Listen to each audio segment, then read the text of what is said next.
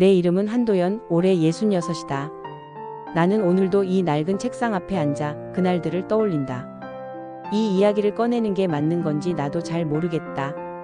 하지만 지난 새해 동안 내 삶을 송두리째 바꾼 그 일을 누군가 한 번쯤은 들어주었으면 하는 마음이 자꾸만 치밀어 오른다. 나는 평생을 공장에서 일하며 살아왔다. 지금은 쇠락한 작은 도시지만 한때 우리 동네는 공단이 붐비던 시절이 있었다. 철판을 나르고 기계를 돌리고 철야 작업도 서슴지 않았다. 손바닥은 늘 굳은 살로 뒤덮였지만 나는 불평하지 않았다. 왜냐하면 내 곁에는 아내가 있었고 그리고 딸 혜진이가 있었기 때문이다. 아내는 나와 비슷한 시기에 공장 일을 하다 만났다. 하지만 결혼하고 몇 년 지나지 않아 그녀는 몸이 약해졌다. 30 중반이 되던 해 아내는 암 진단을 받았다. 나는 그때부터 더 악착같이 일했다. 아내를 살려야 했다. 돈이 없어도 빌려오고 약값이 부족하면 몸을 부려서라도 메웠다. 하지만 결국 아내는 떠났다. 아내를 묻던 날 나는 무너져 내렸다. 그때까지 한 번도 울지 않던 내 눈에서 그날 처음으로 눈물이 쏟아졌다.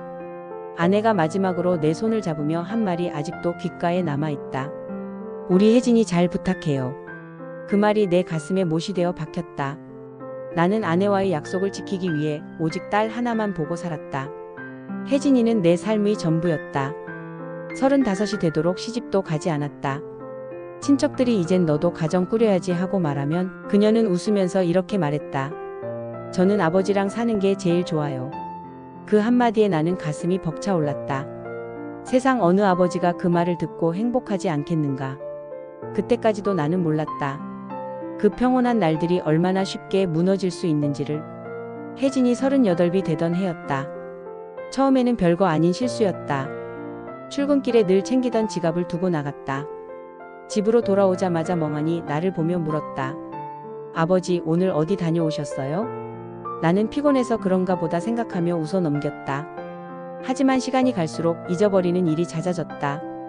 며칠 전 식탁 위에 올려놓은 김치찌개를 보고 아버지, 이거 누가 해놨어요? 하고 묻는 순간 내 심장이 멎는 듯했다. 그 김치찌개를 끓인 사람은 바로 혜진이었다. 나는 속으로만 불안을 삼키며 내가 해놨잖아. 우리 혜진이가 맛있게 끓였잖아. 하고 대답했다. 그러나 밤이 깊어지자 두려움이 몰려왔다. 그날 나는 혜진이 몰래 그녀의 방 문 앞에 서서 잠든 얼굴을 한참이나 들여다보았다. 아직은 괜찮겠지, 괜찮을 거야. 스스로에게 수없이 되뇌며 잠을 청했지만 가슴 속에서 서늘한 바람이 자꾸만 불어왔다. 며칠 뒤였다. 퇴근길 골목 약국 앞에서 혜진을 발견했다. 맨발에 집 앞 가운 차림으로 서서 약사에게 뭔가를 묻고 있었다. 엄마가 아픈데 이 약을 줘야 하나요? 엄마가 어디 있었지? 그 순간 나는 몸이 굳어버렸다. 나는 그녀를 부둥켜 안고 집으로 돌아왔다. 그날 밤 내 손은 밤새 떨렸다. 다음 날 병원으로 갔다. 의사는 조심스럽게 말했다. 초기 치매입니다. 젊은 나이에 드문 경우지만 진행이 빠를 수도 있습니다. 그 말을 듣는 순간 내 머릿속은 하얗게 타버렸다. 치매라고? 내 딸이?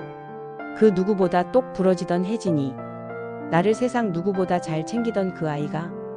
그날 집으로 돌아오는 길에 혜진이는 내 팔을 붙잡고 말했다. 아버지, 나 좀 괜찮아질 거죠? 나는 고개만 끄덕였다. 목이 메어서 아무 말도 나오지 않았다. 그때부터였다. 우리의 일상이 천천히 그러나 잔혹하게 무너져 내리기 시작한 건. 그 후로 혜진의 기억은 가파르게 무너졌다. 밤마다 문을 두드리는 날이 많아졌다. 자정이 넘으면 옷을 챙겨 입고 나가겠다고 했다. 엄마 찾아가야 해요. 엄마 기다리잖아요. 그 말을 들을 때마다 이미 세상을 떠난 아내의 얼굴이 떠올랐다. 그때마다 내 가슴은 비틀어졌다. 나는 낮에는 공장에 나가 일하고 밤에는 혜진을 돌봤다. 몸은 만신창이가 되어갔다. 공장에서는 실수가 잦아졌다. 반장님이 나를 불러 말했다. 도연씨, 무리하면 안 되잖아요. 쉬어야 하는 거 아니요? 나는 고개를 숙였다. 하지만 쉴 수가 없었다. 약값과 생활비가 쌓이고 있었기 때문이다. 집에 돌아오면 집안은 엉망이었다. 찬장이 뒤집혀 있고 수건이 길게 늘어져 있었고 혜진은 그 한가운데 서서 말했다. 엄마가 여기 있었는데 어디 갔지? 나는 웃으려 했지만 얼굴 근육이 굳어버렸다. 괜찮아. 아빠가 있으니까. 그렇게 달래도 밤이 되면 또다시 소동이 벌어졌다. 한 번은 새벽 3시였다. 잠결에 인기척이 나 문을 열어보니 혜진이 현관문을 열고 나가려 하고 있었다. 나는 황급히 그녀를 붙잡았다. 혜진아, 어디 가려고 그래? 그녀는 눈을 동그랗게 뜨고 말했다. 엄마가 기다리잖아요. 집에 가야 해요. 그 말을 들으며 나는 혀를 깨물었다. 차마 엄마는 이제 없어라는 말을 할 수 없었다. 대신 그녀를 꼭 끌어안고 한참을 서 있었다. 그날 이후 나는 아예 혜진 방 앞에 의자를 가져다 놓고 밤을 지냈다.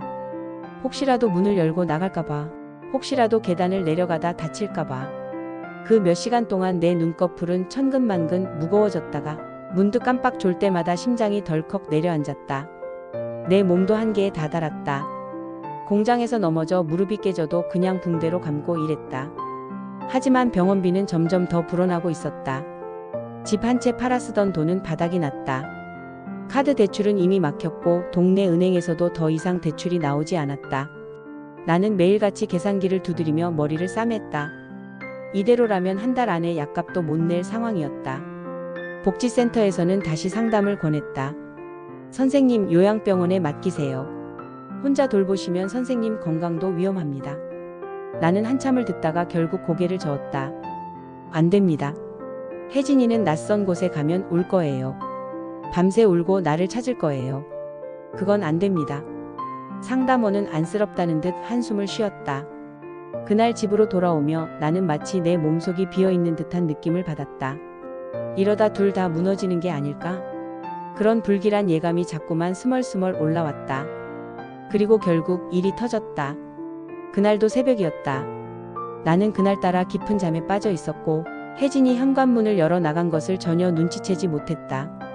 겨울바람이 몰아치던 밤, 나는 문득 차가운 바람을 느끼고 벌떡 일어났다.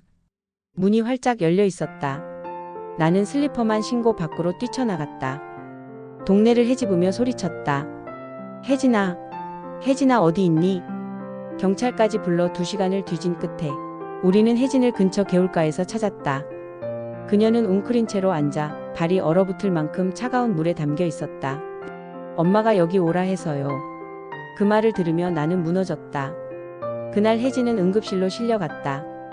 다행히 목숨은 건졌지만 내 마음은 그 자리에서 산산조각이 났다. 그 이후로 나는 더 이상 잠을 이룰 수 없었다. 집에 돌아와도 숨이 막혔다. 계속되는 빚 독촉과 병원비, 그리고 날이 갈수록 나를 알아보지 못하는 혜진. 아저씨, 저 좀 집에 데려다 주세요. 그 말을 듣고도 나는 억지로 웃었다. 아빠야. 아빠가 여기 있잖아. 하지만 방으로 돌아가던 그녀의 뒷모습을 보며 나는 두 손으로 얼굴을 가리고 울었다. 눈물이 끊임없이 쏟아졌다. 아내를 떠나보냈을 때보다 더 고통스러웠다. 그 아이가 내 앞에서 사라지고 있었다. 나는 그 절망 속에서 한 가지 생각에 사로잡혔다. 이대로는 안 된다. 이 고통을 끝내야 한다. 그 결심은 어느 추운 밤에 찾아왔다. 혜진이 잠든 모습을 바라보며 나는 스스로에게 수십 번 물었다. 이게 맞는 걸까? 나는 지금 무슨 짓을 하려는 거지? 부엌으로 가 약장을 열었다. 오래전 아내가 투병할 때 쓰던 진통제, 내가 불면증에 시달릴 때 먹던 수면제, 그 모든 약들을 꺼내 종이컵에 털어 넣었다. 손이 떨렸다. 컵을 들고 있는 내 손가락이 시리고 저렸다. 이렇게 하면 이 고통이 끝날까? 혜진이도 더는 힘들지 않겠지? 나는 방으로 돌아와 혜진의 머리맡에 앉았다. 그녀의 숨소리가 고르고 차분했다. 나는 딸의 손을 잡았다. 혜진아, 아빠가 여기 있잖아. 이제 아무 걱정하지 마라. 아빠가 끝까지 지켜줄 거야. 눈물이 목까지 차올라 목소리가 떨렸다. 그 순간에도 나는 수없이 망설였다. 하지만 그동안의 시간들이 떠올랐다. 치매가 그녀를 앗아가던 날들, 낯선 사람처럼 나를 바라보던 그녀의 눈빛, 새벽마다 문을 두드리며 울던 목소리. 그 모든 것이 내 가슴을 파고들었다. 나는 약을 조금씩 나눠 컵에 부어 그녀의 입에 댔다. 천천히, 아주 천천히 삼키게 했다. 그녀는 잠결에 중얼거렸다. 엄마, 나 이제 갈까? 그 한마디에 내 심장이 찢어지는 것 같았다. 나는 남은 약을 내 입에 털어 넣었다. 눈앞이 아득해졌다. 나는 그녀의 손을 꼭 잡은 채로 속삭였다. 혜진아, 같이 가자. 아빠가 같이 갈게. 하지만 그게 끝이 아니었다. 나는 깨어났다. 흰 천장이 눈앞에 보였다. 병원이었다. 내 팔에는 링거가 꽂혀 있었고 옆에는 경찰이 서 있었다. 간호사가 조용히 말했다. 따님은 끝내. 나는 그 순간 울부짖었다. 몸이 뒤틀리며 눈물이 터졌다. 내가 살았다니. 왜 나는 살아남았을까? 그 아이를 지켜주지 못했는데. 집으로 돌아온 날 집안은 여전히 그때 그대로였다. 혜진이 옷가지가 그대로 걸려있고 그녀가 좋아하던 사진이 벽에 걸려 있었다. 나는 그 앞에 앉아 한참을 바라봤다. 눈물이 뺨을 타고 흘렀다.